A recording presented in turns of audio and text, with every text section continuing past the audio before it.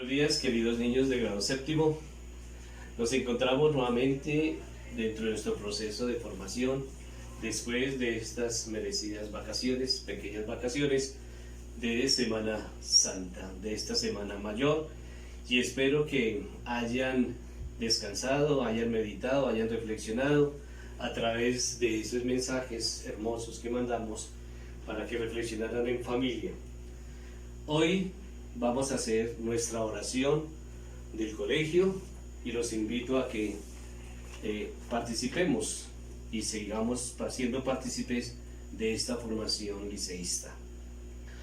Señor, permítenos vivir este día intensamente en el liceo, para que cumpliendo con nuestros deberes se aumente nuestra propia valoración en el sentido de justicia y paz. Permítenos entender que estamos siendo educados para dar lo mejor de nosotros mismos a nuestras familias, a nuestro país y a la humanidad, así sea. Pidámosle a Dios en este momento para que nos guíe, nos ayude y nos siga dando la fuerza necesaria para irnos descubriendo como seres humanos.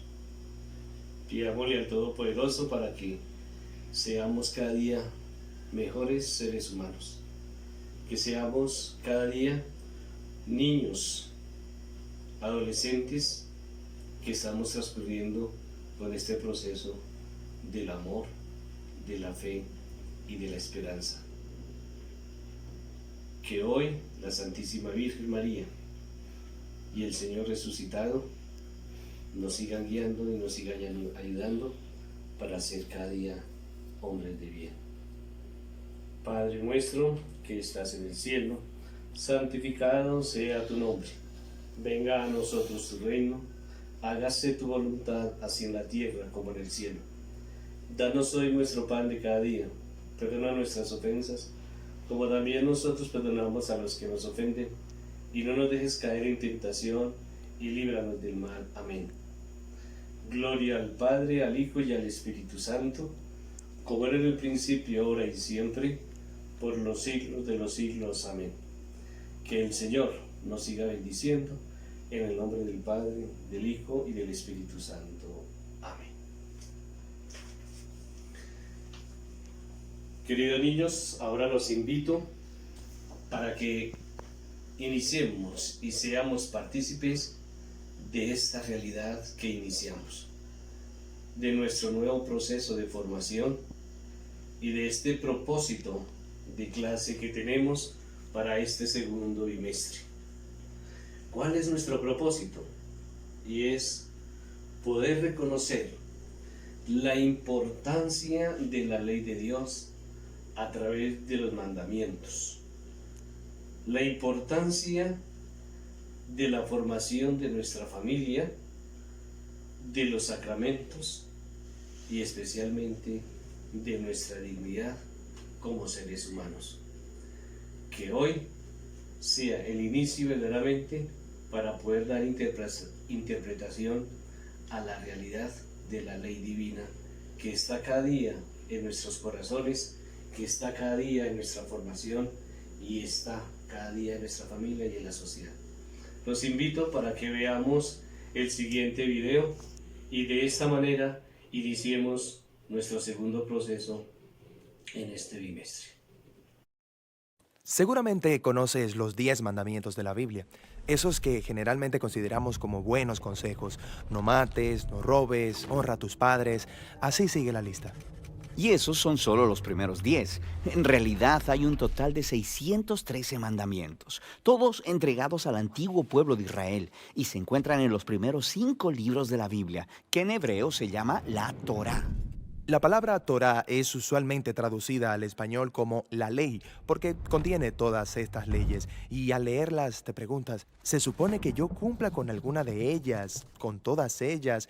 ¿Cuál es el propósito de la ley?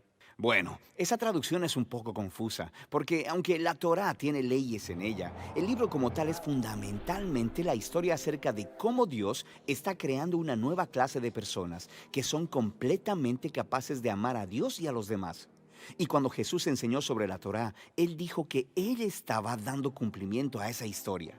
Cuéntame la historia y cómo es cumplida. La historia comienza con Dios creando a la humanidad, que se revela. Y Dios escoge a Abraham para bendecir a todas las naciones a través de su familia. Ellos terminan siendo esclavos en Egipto y Dios los rescata. Después, en el monte Sinaí, Dios hace un pacto con Israel como un acuerdo. Y todas las leyes que Moisés le da a Israel son los términos de ese acuerdo. Son como una constitución. Algunas de las leyes son sobre los rituales y las costumbres que separan a Israel del resto de las naciones. Otras son sobre la justicia social o la moralidad, y al seguirlas, Israel le mostraría a las otras naciones cómo es Dios. Así que el resto de la Torá es la lista completa de las leyes que Moisés dio a Israel. Bueno, no. El resto de la Torá solo continúa la historia, y los 613 mandamientos solo son una selección de esa constitución original, y aún esos se repartieron en puntos estratégicos dentro de la historia. Pon atención, porque verás un patrón muy claro. Moisés le da las primeras leyes a Israel. No adores otros dioses, no hagas ídolos. Y justo después de eso, hay una historia de cómo Israel rompió precisamente esos mandamientos. Ellos adoraron el becerro de oro. Por lo que Moisés da más leyes. Y luego encuentras más historias de rebelión. Luego más leyes. Y de nuevo rebelión. Luego más leyes. Más rebelión. Y empiezas a entender el punto. Claro, no importa cuántas leyes haya, ellos simplemente seguirán rebelándose.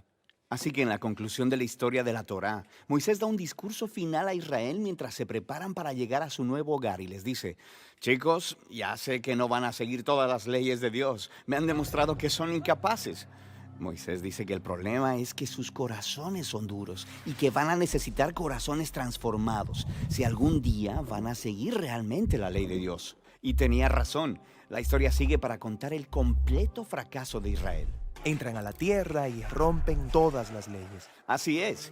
La siguiente sección de los libros de la tradición judía son los 15 libros de los profetas. Ellos reflexionan sobre la historia. Por ejemplo, Ezequiel dijo que si Israel iba algún día a obedecer la ley, el Espíritu de Dios tendría que transformar sus duros corazones en corazones blandos. Y Jeremías dijo que en ese momento la obediencia a los mandamientos de Dios no se sentiría como una obligación, sino que estaría escrito en lo profundo de sus corazones. Isaías prometió un futuro líder, el Mesías de Israel, que guiaría a todo el pueblo en obediencia a la ley. En la tradición judía, todos estos libros se llaman los profetas, incluso los libros históricos, porque están continuando la historia contada desde la perspectiva de los profetas. Está bien. Entonces tenemos la ley y los profetas, y ellos están contando una historia conectada sobre el deseo de Dios de bendecir al mundo entero a través de un pueblo, Israel, quien resulta que necesita un nuevo corazón.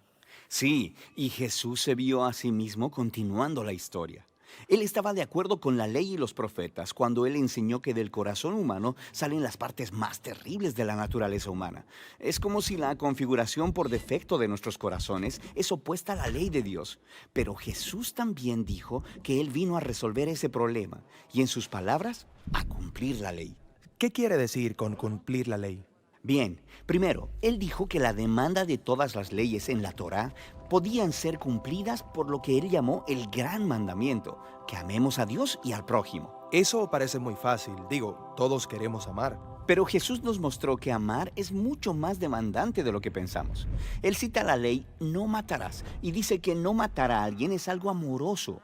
Pero luego también dice que cuando tratas a alguien de manera irrespetuosa o tienes resentimiento en contra de ellos, también estás violando la ley moral de Dios, porque no los estás tratando con amor. Así que Jesús dijo que el amor verdadero debe extenderse hasta nuestros propios enemigos. Por lo que, aunque un mandamiento parece muy simple, Jesús nos mostró que nuestros corazones no están equipados para cumplir ni siquiera este mandamiento básico de Dios, de amar a los demás. Eso es un poco deprimente. Pero donde Israel falló, Jesús llevó la historia a su cumplimiento. Como el Mesías de Israel, él amó completamente a Dios y a los demás y le mostró a todas las naciones cómo es Dios en realidad. Él hizo esto a través de sus actos de compasión y misericordia, y después amando a sus enemigos hasta la muerte. Y después de su resurrección, Él le dijo a sus seguidores que Él enviaría al Espíritu de Dios para transformar sus corazones, para que ellos pudieran seguirle y cumplir el propósito de la ley, amar a Dios y amar al prójimo. Así que esto cumple la historia de la ley y los profetas, o en las palabras del apóstol Pablo, el que ama a su prójimo ha cumplido la ley.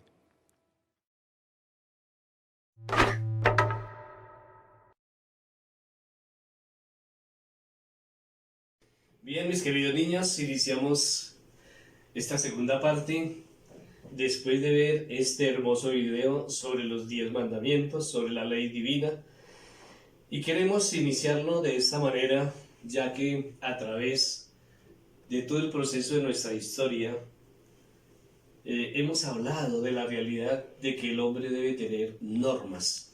El niño debe tener normas y esas normas son dadas a través de nuestra familia.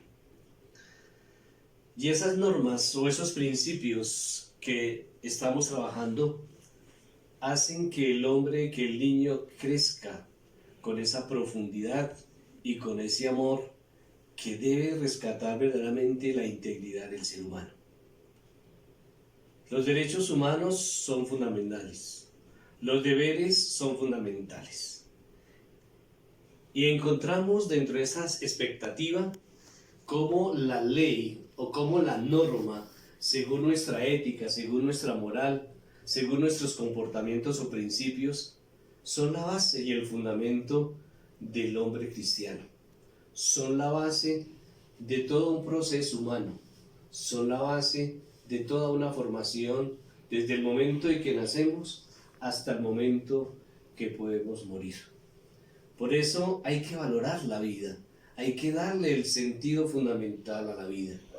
Y es ahí donde son básicos la formación de nuestros padres. Para ello, hemos trabajado este video hablando de los mandamientos del amor de Dios. Estos mandamientos que son la fuente para el pueblo de Israel, que son las normas de comportamiento del pueblo que se afilia, que hace un pacto con Dios. Y ese pacto con Dios se da especialmente en su gran revelación, que es el Señor Jesucristo. Por eso, a través de este texto bíblico que vamos a interpretar, vamos nosotros encontrando todo el sentido de la realidad y de la palabra de Dios. Simplemente voy a tocar algunos elementos importantes y ahí explicaremos y luego entraremos a ese mandamiento fundamental del amor que nos ha enseñado Jesucristo en esta semana, especialmente el Jueves Santo.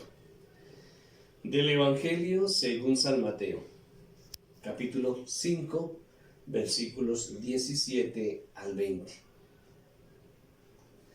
Dice: no crean ustedes que yo he venido a poner fin a la ley, ni a las enseñanzas de los profetas. No he venido a ponerle fin, sino a darle su verdadero significado. Pues les aseguro que mientras existan el cielo y la tierra, no se les quitará la ley ni a un punto ni una letra. Por eso, el que no obedece uno de los mandatos de la ley, aunque sea el más pequeño, ni enseña a la gente a obedecerlo, será considerado el más pequeño en el reino de Dios. Pero el que los obedece y enseña a los otros a hacer lo mismo, será considerado grande en el reino de Dios. Esto nos dice esta palabra del Evangelio. Ahora Jesús también nos enseña en otro texto muy similar, nos enseña esa ley hermosa y dice: Maestro, ¿cuál es el mandamiento más importante de la ley? Y el Señor responde: amarás al Señor tu Dios con todo tu corazón, con toda tu alma y con toda tu mente. Este es el más importante y el primero de los mandamientos, y el segundo es parecido a este. Ama a tu prójimo como a ti mismo. Estos dos mandamientos son la base de toda la ley, de la enseñanza de los profetas. Esta interpretación del mandamiento del amor lo seguiremos estudiando de la siguiente manera, realizando una actividad aquí en nuestra clase. Interpretemos entonces realizando el siguiente trabajo en clase. ¿Cómo podría descubrir el verdadero significado de la ley para Jesús? Segunda, según el texto, ¿todas las leyes son importantes? ¿Por qué? Tercera, ¿qué es lo que le da grandeza al hombre frente a Dios? ¿Por qué? Cuarta, ¿crees que el mandamiento principal de Jesús es muy exigente? ¿Por qué? Quinta, ¿te interesa por conocer las normas de la comunidad a la que pertenecen? ¿Por qué? Y última, ¿actúas con responsabilidad frente a las normas? ¿Por qué? Teniendo en cuenta este trabajo sobre la ley, devolvámonos un poquitico y hablamos sobre el sentido del amor en familia. Recordemos que nuestra familia, en primer lugar, es formadora en la fe. Ya habíamos hablado también sobre este sentido de la fe. Recuerden que hay dos clases de sentido de la fe. La fe con tilde y la fe sin tilde. La fe con tilde hace énfasis a una comunidad donde se reúnen 50, 100 personas, 20 o 30 para realizar culto. Es lo que se llama la religiosidad popular. Es lo que se llama a ir a visitar en peregrinación a un sagrario, a una porcíncula, a ir a un sitio de peregrinación. Llámese el Cristo Negro, llámese la Virgen de Lourdes, llámese el Señor de Monserrate, llámese Nuestra Señora de Guadalupe, llámese cualquier sitio de peregrinación. La fe sin tilde es la fe personal, es la fe de convencimiento dentro del ser humano. Es mi fe, cómo creo yo en esa realidad de tener fe. La Sagrada Escritura en Hebreos 11:1 nos dice, la fe es tener la seguridad de recibir de lo que se ha pedido en oración, de un propósito de que usted se haya propuesto. Es recibir la grandeza de algo que se ha pedido, tener la seguridad. Y eso se da para algunos que han llamado la ley de la compensación. Cuando tú haces o das limosna, o das un almuerzo, o das un pan, o das una moneda, lo hace convencido de que le va a servir al necesitado. Hay que tener en cuenta que no todo mundo utiliza esta limosna o este medio para un beneficio. Algunos lo utilizan simplemente para un vicio o para otra clase de actividad. Nuestra familia nos forma verdaderamente en esa formación de hijos y nos van llevando y nos van preparando y están seguros de premiar a su hijo en su buen comportamiento. Por eso al comienzo de año muchos padres nos prometen cosas y uno se compromete con nuestros padres. Hijo, si este año es el mejor, le voy a regalar una cicla. Uy, sí, papi, dice el niño, me voy a poner las pilas y voy a ser el mejor. Terminó el año, el niño pasó el curso, pero desafortunadamente no se vio el regalo. Ahí encontramos que muchas veces prometemos y no cumplimos con nuestros deberes. O se puede dar las cosas. Hijo, como te fue bien, ahí está su premio. Que mi Diosito lo siga bendiciendo y que cada día se siga formando como ese hombre de conocimiento para el bien de los demás. De esa misma manera somos formados en el amor. Recordemos que el amor es lo más grandioso que tiene el hombre. Estas 4 letras, amor, significa entrega, significa encuentro, significa besos, significa caricias, significa identidad. El amor es como esa llamita que va uno iniciando a medida que va creciendo y se va formando. Y cuando ya tiene uno ese conocimiento de amarse a sí mismo, de encontrarse a sí mismo, de encontrarse consigo mismo, hace que esa llamita del amor se pueda compartir con el otro, con el papito, con la mamita, con mi hermano mayor o menor, o simplemente con esa amiga que tengo a mi lado o con ese amigo que tengo a mi lado. Por eso el amor es fundamental y el amor nos lleva a nosotros a encontrarnos, así como Jesús nos deja ese mandamiento del amor: amaos los unos como Dios nos ha amado. Amemos al prójimo, amemos al necesitado, así como nuestros padres nos aman. De la misma manera, nuestra familia nos forma en virtudes, en esa virtud de la alegría, de la esperanza, de encontrarnos y realizarnos dentro de esa vocación de ser niños y descubrir qué es lo que me gusta, de sentirme feliz con lo que yo hago, de sentirme feliz con esa formación que recibí en casa. Además, esa virtud viene de Jesús. Jesús ama a los niños. Dejen que los niños vengan a mí, porque de ellos es el reino de los cielos. Ahí es donde está el fundamento de la formación cristiana. Y lo mismo, aquel que no es cristiano, aquel que dice que es ateo, todos recibimos ese amor. Somos de diferentes congregaciones, de diferentes religiones, de diferentes sectas. Tenemos ese amor, tenemos esa virtud, tenemos la fe de ser cada día mejores seres humanos.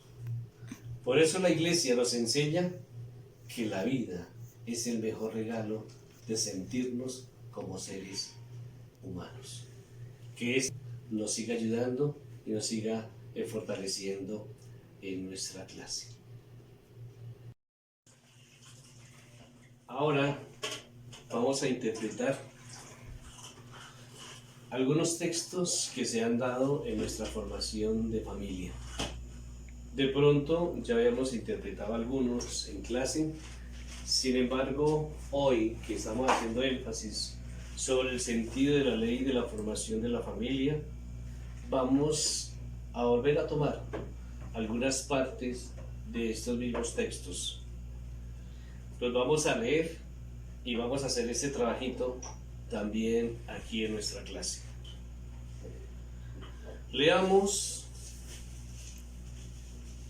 Efesios capítulo 5, 21 al 33,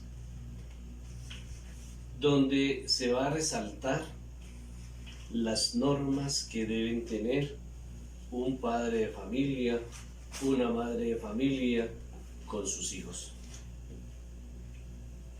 Vamos a leer un momentico un pedacito de ese texto y lo vamos a interpretar para que ustedes se den cuenta cómo hacemos énfasis en esta realidad de la palabra de Dios que hace énfasis en nuestra vida.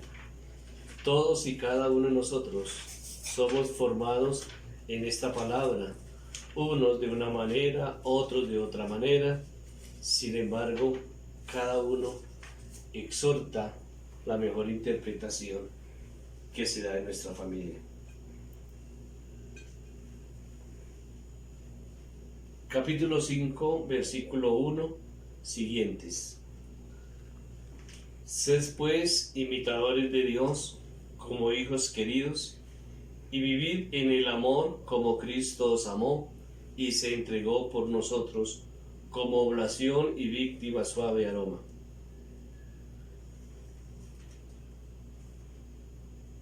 Que nadie os engañe. Como vanas son nuestras razones, por eso es que viene la cólera de Dios sobre los rebeldes. No os tengáis parte con ellos, porque en otro tiempo fuisteis tinieblas, mas ahora sois luz del Señor. Vivid como hijos de la luz, con bondad, con justicia, con lealtad. Sed sumisos los unos a los otros en el temor de Cristo. Madres o mujeres, amen a sus maridos como el Señor, siendo cabeza de la iglesia, nos sigue amando. Como Cristo es cabeza de la iglesia, el Salvador del cuerpo. Así como la iglesia está sumisa a Cristo, así también las mujeres deben estarlo a sus maridos en todo. Maridos, amad a vuestras mujeres como Cristo amó a la iglesia y se entregó a sí mismo por ella, para santificarla, purificándola mediante el baño del agua en la virtud de la palabra. Podemos hablar de esta realidad de la familia, pero también encontramos en este texto bíblico el sentido que tiene el cuerpo humano, el sentido del cuerpo de la iglesia, el sentido del cuerpo que se desarrolla en cada ser humano. Pues somos miembros de su cuerpo. Por eso dejará el hombre a su padre y a su madre, y se unirán a su mujer, y los dos se hará una sola carne. Esa es la realidad del compromiso del hombre y de la mujer, que se amen como Cristo los amaba. Ahora miremos el papel de los hijos, cómo deben actuar los hijos. Hijos, obedeced a vuestros padres en el Señor, porque es justo. Honra a tu padre y a tu madre. Tal es el primer mandamiento, que lleva consigo una promesa, para que seas feliz y se prolongue la vida sobre la tierra. Padres, no exasperéis a vuestros hijos, sino formarlos más bien mediante la instrucción y la corrección según el Señor. Podemos seguir hablando de los textos, pero la idea es que cada uno de nosotros lo interpretemos, los analicemos y saquemos nuestras propias conclusiones. Para esto vamos a realizar el siguiente trabajo. Primero, realizar un escrito dando a conocer las obligaciones de los hijos de Dios. Como hijo, ¿cuál es mi obligación principal que tengo con mis padres? ¿Cómo me realizo como hijo? ¿Cómo hago yo para ver que mis padres se sientan bien conmigo y yo me sienta bien con mis padres? Nos damos una mano, nos ayudamos y salimos adelante. 2. Realizar un dibujo donde dé a conocer la importancia que tiene la familia hoy en nuestra vida colombiana. ¿Cuáles serán esas causas fundamentales de la importancia de la familia colombiana?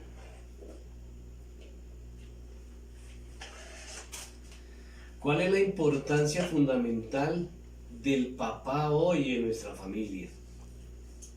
vivo con mi papá o vivo con mi mamá, pero en fin, soy fruto del amor verdadero de un padre y de una madre. Los amo, los quiero y soy verdaderamente hijo y especialmente hijo de Dios. Él nos quiere como somos. Por eso fundamentamos. Por eso demos gracias a Dios y pidámosle que cada día en Colombia podamos realizarnos como seres humanos. Tercero, realicemos una oración sobre nuestra familia.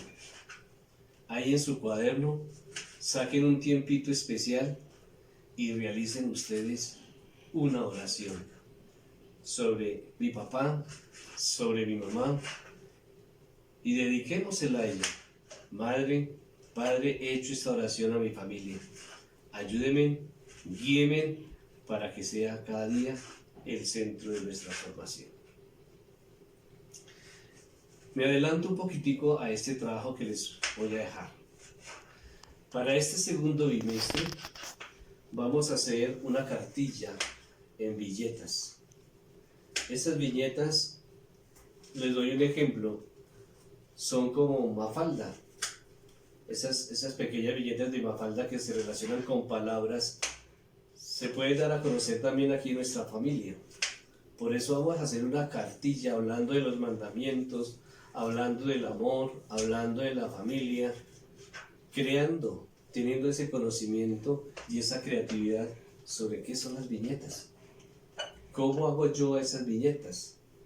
Teniendo esa creatividad, haciéndolas en una cartilla, tratando de darlas a conocer en un cuaderno. Ustedes han leído a Mafalda, han leído a Condorito, exactamente así. Hacemos una cartillita así para este segundo bimestre. Tengámoslo presente y vamos entonces a realizar y terminar nuestro trabajo.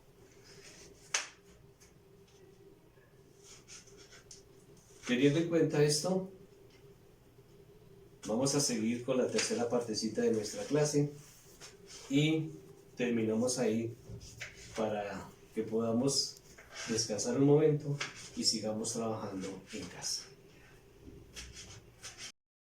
Para terminar nuestro proceso de esta clase, voy a hablar un poquitico sobre la ley de Dios, sobre estos mandamientos que cada día hacen énfasis en nuestra vida. Las leyes son de gran importancia tanto para el individuo como para la comunidad.